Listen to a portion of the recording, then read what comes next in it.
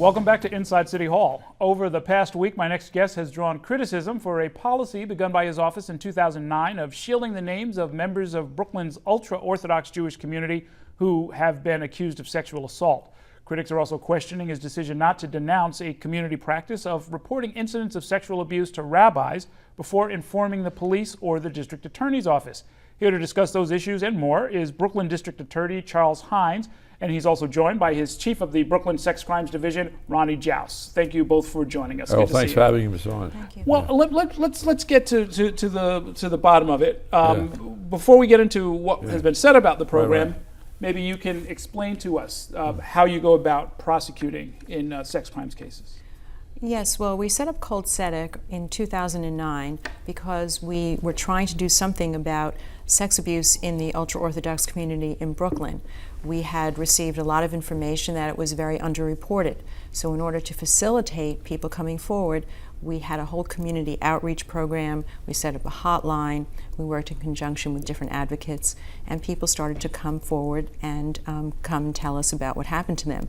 We also have specialized assistant district attorneys and social workers who work with this community, try to encourage them to come forward and to cooperate with the prosecution for the life of the case. And it seems in some cases, at least what was reported, was that a part of the program, or part of the way the program operated, was that in some cases people would go to their rabbi first and sort of get them to sign off on it before they came to the police and to the prosecutors. And they were told, at least David Zweibel was told directly by me, they have no authority to do that, any more than I have the authority to object if someone wanted to speak to a rabbi.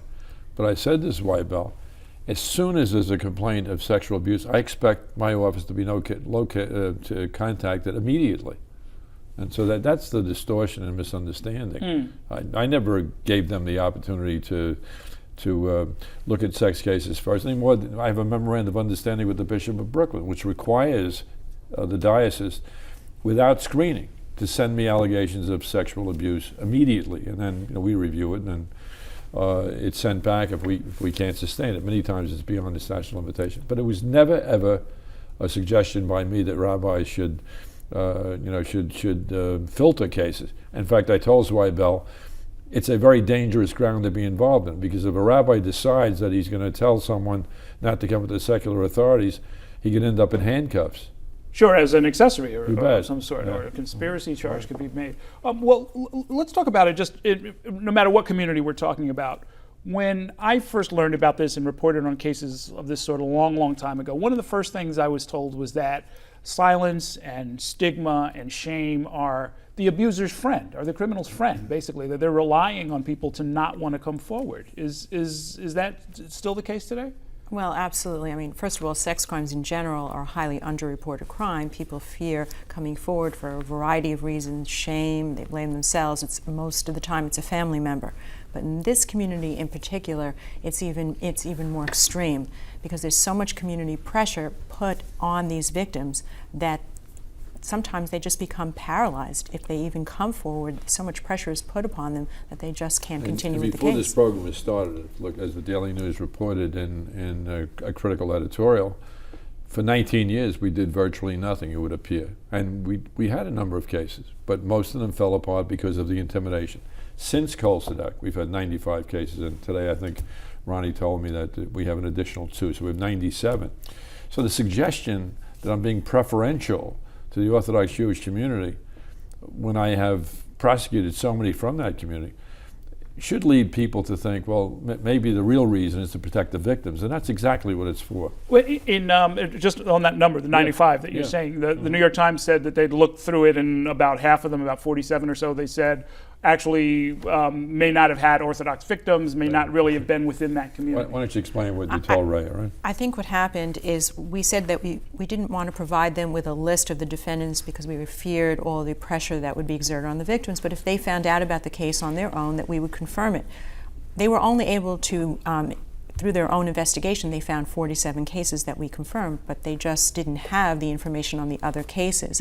But what they said about them was that they didn't have anything to do with the ultra-Orthodox victims or defendants, but in fact every single case does.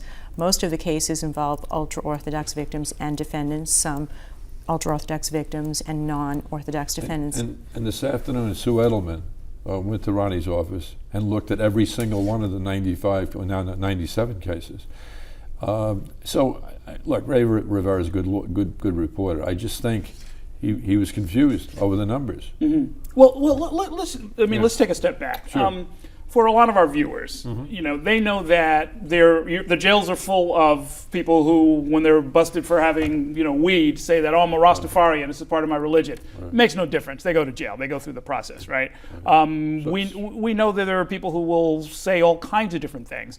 Why would this be any different, even with the best of intentions? Why would anybody get any different treatment? Well, the Orthodox Jews go to jail too. The most recent one is doing 20 to life.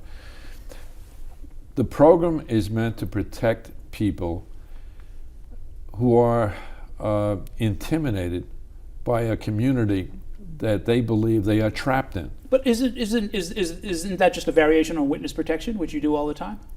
No, it's not. No, it's to encourage people to come forward and make claims of this abuse, which was not reported before this program was started. And that's the bottom line, is that we are conscious of the criticism that you are protecting the abusers by not proclaiming their names.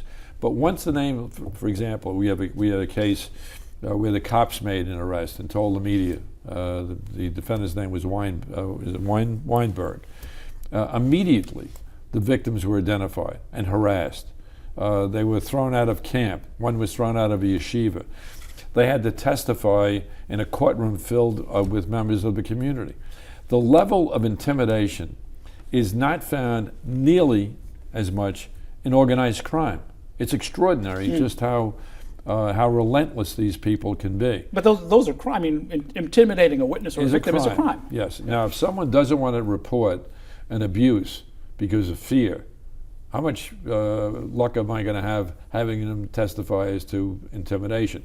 So we've had a number of cases where we've asked the victim to put a wire on and have the conversation with the religious leader, and it has not worked out. Now, I have a private deal with Ed Koch. Ed Koch emailed me and said, what you've got to do is set up some unit to investigate this and see if you can do something. So we are. We're starting a law enforcement task force beginning next week. The mayor and I have a private deal. The first indictment, he pays for lunch. But next week, we're going to be meeting with NYPD, with Ronnie's Bureau, with the Rackets Bureau, with our detective investigators, to try and come up with some alternatives to break down this wall of intimidation. Okay, we're going to talk some more about this. I got some more questions about that for you. We'll be back in just a minute with Charles Hynes and Ronnie Joust. Later on, the NYPD announced today that it's making changes to its stop and frisk policy, but will that truly alter the controversial policy? We'll discuss that issue in our Sound Off segment. We're back in a minute.